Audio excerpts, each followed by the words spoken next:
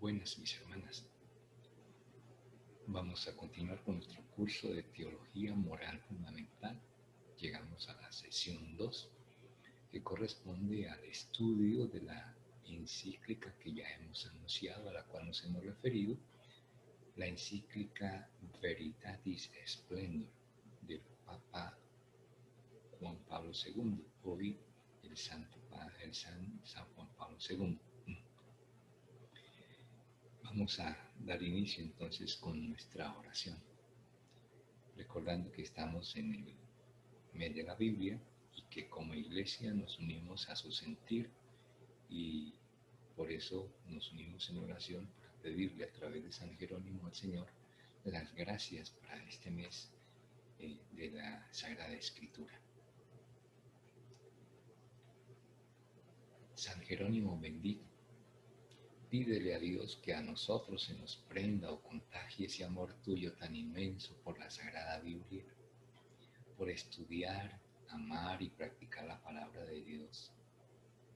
Bendice a todos los que en el mundo entero se dedican a dar a conocer y amar el libro santo.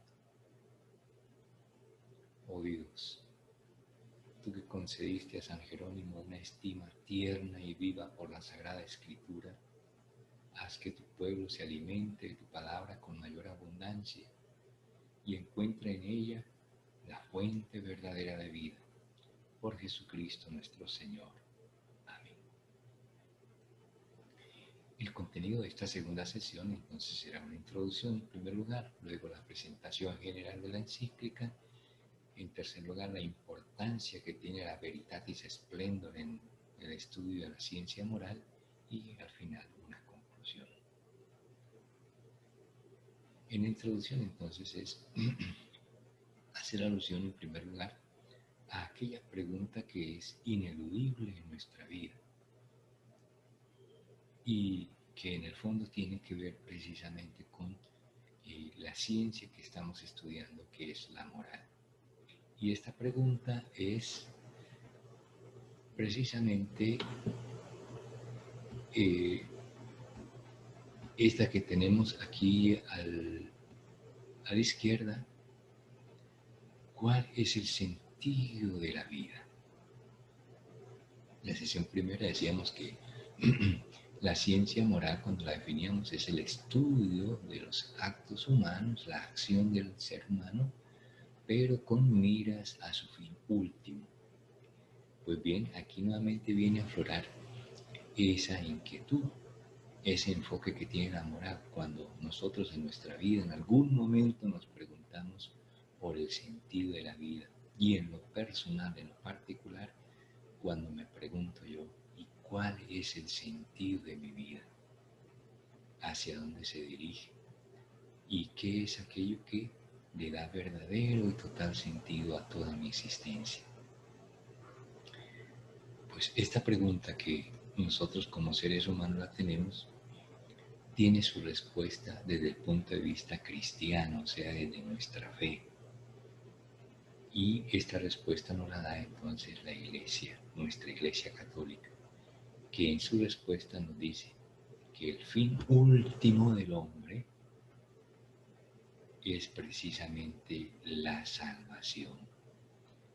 Y ya nosotros, pues, por toda nuestra formación religiosa, sabemos qué es la salvación, en qué consiste. La obra que Cristo, como enviado de Dios, hace en nosotros, sabiendo que en aquello que es nuestra vida humana, va hacia un final que está marcado por la muerte. Pero la inquietud es esa precisamente, de cara a esa realidad nuestra en la muerte, ¿qué sentido entonces tiene el haber vivido o lo que ha sido toda mi existencia? Y nuevamente nos rebota entonces a la respuesta. El sentido lo da este fin último que es la salvación. Mi vida no termina con la muerte, sino que la muerte para mí es el paso a la vida en plenitud. Y la vida en plenitud la conocemos en el lenguaje cristiano como la salvación. Entonces, con este enfoque es que encontramos el siguiente acontecimiento.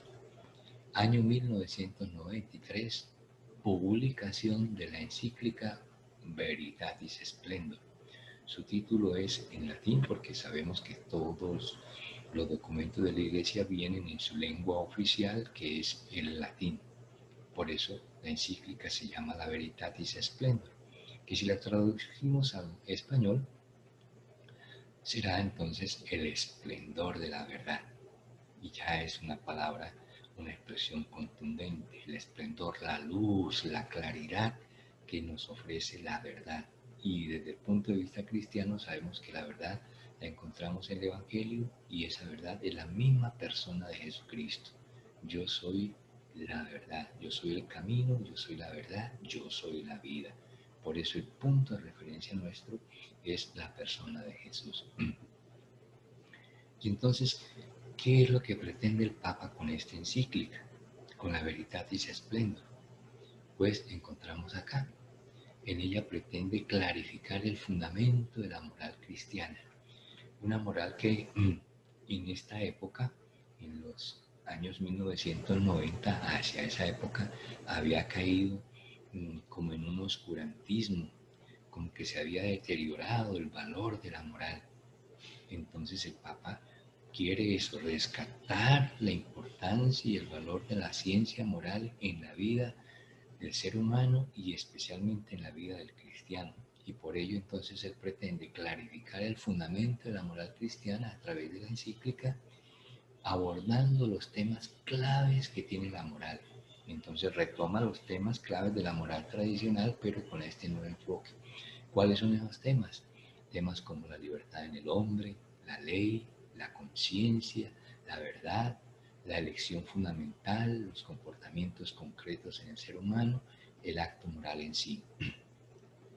Y luego, con un énfasis también muy particular, teniendo en cuenta las exigencias y consecuencias para un seguidor de Cristo, como es el caso nuestro, que tratamos a través de una vida religiosa, a través de una vocación, seguir a Cristo. Y por eso entonces, como aquel joven de la perícopa en el Evangelio, cuando se acerca, el famoso joven rico que se acerca a Jesús para hacerle esta gran pregunta: Maestro bueno, ¿qué he de hacer para ganar la vida eterna? ¿Qué tengo que hacer? Esa es la pregunta que insiste el Papa, se debe hacer no solamente el cristiano, sino de una manera muy particular y muy especial aquel candidato o aquel hombre o mujer que está encaminado en la vida religiosa. Por ende, entonces, es algo que nos toca a nosotros directamente y nos va a ayudar mucho en nuestra formación y consolidación de nuestra vocación en la vida religiosa.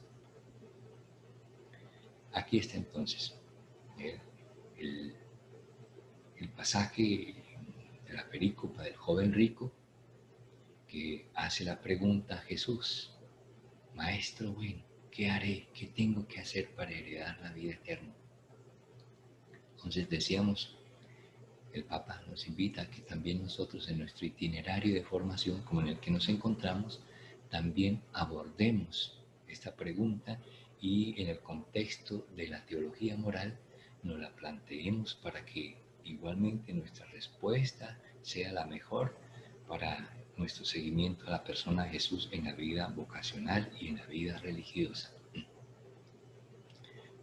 Bien, en segundo lugar, entonces, les vamos a comentar un poco lo que es la encíclica. Hacer una presentación muy general, no la vamos a hacer un estudio detallado, pero sí algo que nos permita familiarizarnos y nos entusiasme a leer y estudiar toda la encíclica, como les decía desde la lección pasada. Entonces, en primer lugar, el contexto en que nació, en que apareció esta encíclica, en que el Papa la escribió. Y entonces la tenemos acá. La encíclica fue en primer lugar publicada con ocasión, este es el motivo, con ocasión del segundo centenario de la muerte de San Alfonso María de Ligorio. ¿Quién es San Alfonso de María Ligorio? Pues nosotros lo tenemos como un santo de la iglesia, pero su fiesta, que es el 1 de agosto, la celebramos el mes pasado, es un religioso, un sacerdote y luego un obispo, hoy por hoy patrono de los confesores y luego de los moralistas. fue un hombre consagrado a Dios en su ministerio sacerdotal y episcopal, pero desde el punto de vista de la ciencia, un hombre especializado en la ciencia moral, gran maestro en la moral, en la tradición de la Iglesia. Y por lo tanto el Papa se inspira en él y da también sus aportes para estos nuevos tiempos. Entonces, con motivo de sus 200 años de su muerte, el Papa le ofrece la encíclica y nos la ofrece igualmente a nosotros. En segundo lugar, el Papa toma como apoyo, ¿sí?, la doctrina y el esfuerzo que ha hecho San Alfonso María de Ligorio en la configuración de toda la ciencia moral, pero también se apoya el Papa en el catecismo de la Iglesia Católica, catecismo que, por cierto, también él impulsó para tenerlo como un libro de doctrina de formación para el cristiano hoy en la Iglesia.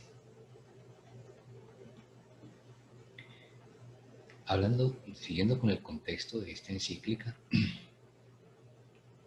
entonces encontramos que como hay una nueva situación en la vida moral de la Iglesia, en la parte de la ciencia moral que se está cuestionando por esta época, por esta década de los años 1990, hay un cuestionamiento hacia todo lo que tiene que ver con la moral en la vida del hombre, cuando se cuestionan muchas cosas. Entonces el Papa quiere afrontar ese momento oscuro y darle claridad y fundamentar nuevamente la ciencia moral. Y precisamente ese ambiente negativo que se encontraba en torno a la moral viene descrito acá en esta otra inquietud. Situaciones que influyen en la génesis, en el nacimiento de esta encíclica. Entonces, disensión de algunos teólogos, ya en el mismo seno de la Iglesia, habían cuestionamientos hacia lo que era la doctrina moral que enseñaba la Iglesia. Algunos disentían, o sea, la cuestionaban, la criticaban y afirmaban que ya ese tipo de enseñanza en la Iglesia había caducado, que de pronto sí había sido válida para otros tiempos, pero que para estos tiempos ya esa ciencia no tenía ningún sentido para el hombre de hoy. Entonces los mismos teólogos, ya no en la totalidad, pero ya en algunos teólogos se escuchaban esas voces disonantes, donde se ponía en duda las nociones de la naturaleza humana, incluso de la ley natural, que se contraponía entonces a los nuevos criterios del mundo moderno, donde ya la ciencia moral y luego la misma ley natural, o sea, la ley que el Señor ha sembrado en la naturaleza, ya se cuestionaba por la ley, o no por la ley, sino por las nuevas visiones del mundo, de la historia y de la naturaleza y del ser humano que se tienen en la actualidad. Y por lo tanto se le hacían cuestionamientos al magisterio de la Iglesia Católica en esta materia moral. Entonces ya se decía que la Iglesia se había quedado retrasada, que era retrógrada, porque seguía enseñando todos esos principios ya no muy válidos para el hombre y la sociedad moderna. ¿Cuáles son los objetivos entonces de la encíclica? De cara a esta realidad, entonces el Papa pretende estas cosas. Primero, teniendo un eje central. El eje central es la verdad. Por eso la encíclica lleva el nombre de Veritatis, la verdad en todo su esplendor. Entonces, que esa verdad nuevamente brille, que no siga en ese oscurantismo, ¿no? Que salga a la luz y brille en todo su esplendor. Para ello, entonces, se propone tres objetivos. Primero, reedificar la cultura cristiana. En segundo lugar, actualizar e interpretar auténticamente el depósito de la fe, rescatarlo y darle una nueva interpretación, actualizarla para los tiempos modernos, pero que dé respuesta y dé sentido en sus nuevas formulaciones al hombre moderno, al hombre de hoy. Y en tercer lugar, combatir la modernidad, que es tratar de hacer valer el hombre de hoy por su ser actual, pero rebatiendo todo lo que viene del pasado, de su tradición, que le ha servido como principio, que le ha servido como doctrina y que le ha servido igualmente como valores para la vida. todo eso se había cuestionado y entonces la moral prácticamente que se relajó y entonces al relajarse la moral se relajan las costumbres y viene todo el desorden social que encontramos en el mundo. Esto que viene finalmente enfocado y materializado en lo que llamamos el fenómeno de la secularización en el mundo. ¿En qué consiste ese fenómeno de la secularización en el mundo?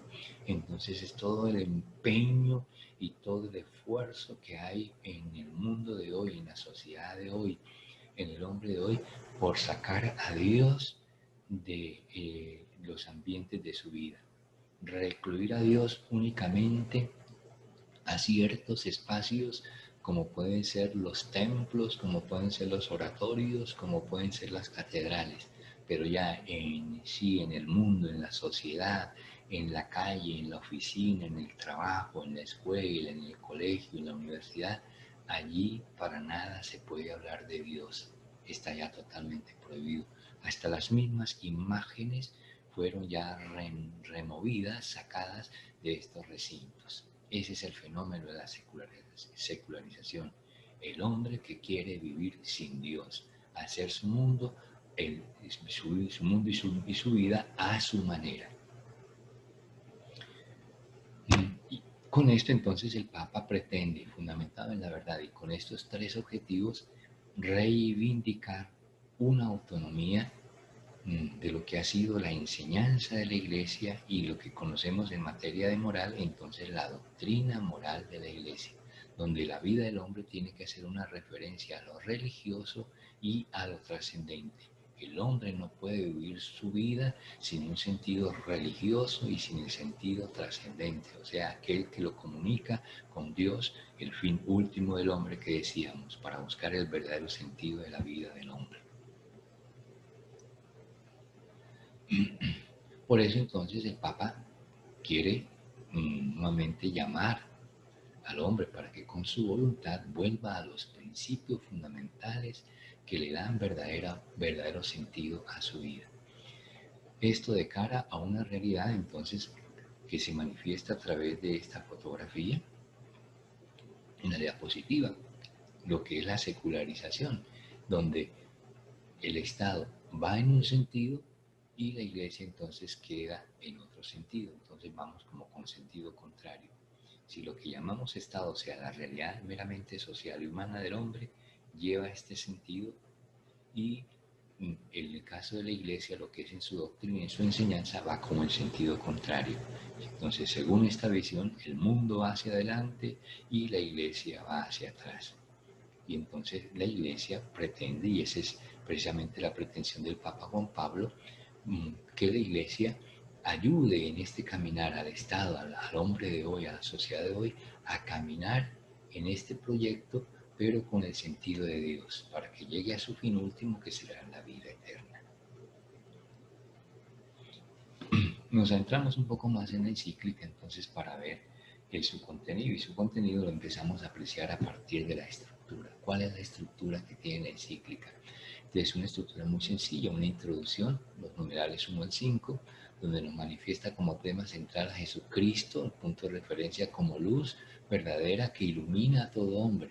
Esa es la razón de ser de la encíclica. Luego un capítulo primero, los numerales 6 al 27, donde viene toda una fundamentación primero bíblica. Entonces el presupuesto de la Sagrada Escritura a partir de Mateo capítulo 19, verso 16-21, lo que es la perícopa del joven rico que ya hemos comentado, donde el Señor hace un llamado a la perfección.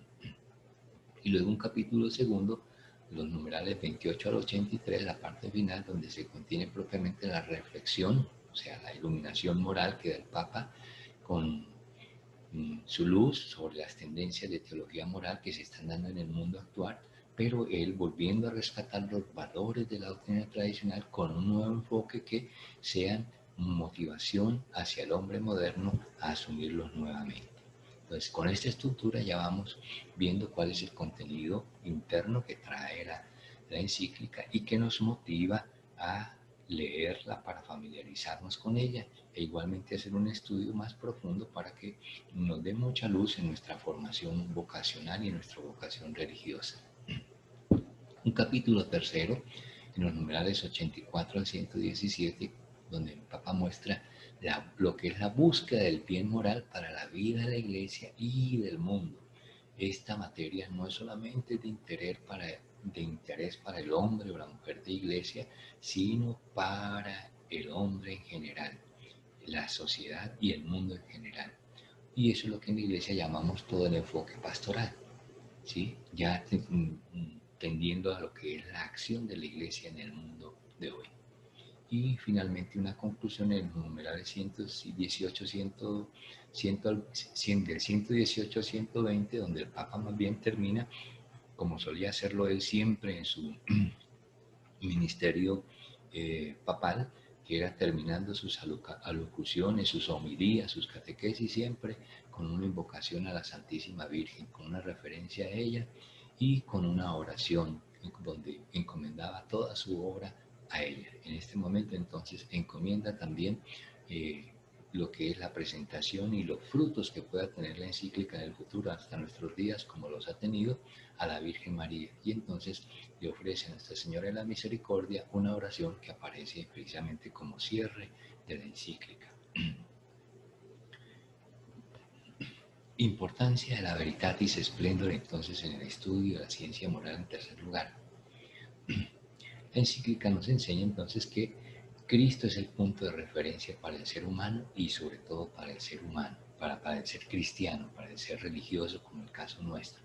Esto lo podemos leer en la Veritatis Splendor en el numeral 103. Los remito para que después ustedes con calma, con detenimiento y en un ambiente de estudio y de oración inclusive lean estos textos.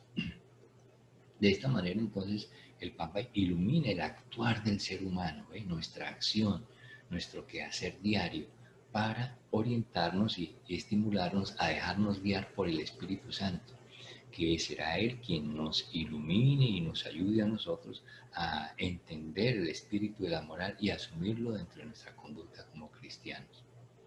En síntesis, la Veritatis Splendor entonces nos presenta como estos tres propósitos mayores. Primero, toda moral es una búsqueda de la perfección en el ser humano. No hay una verdad moral sin una apertura a lo trascendente. Ese es el primer objetivo. Tenemos que abrirnos para encontrar el verdadero sentido de la vida. El hombre tiene que abrirse a Dios, buscar ese ser trascendente, trascender su vida, no únicamente quedarse en lo meramente humano, en lo meramente social, en lo meramente material. Segundo, el proyecto que impulsó el Papa Juan Pablo II en la Iglesia como misión, que lo llamó él la nueva evangelización.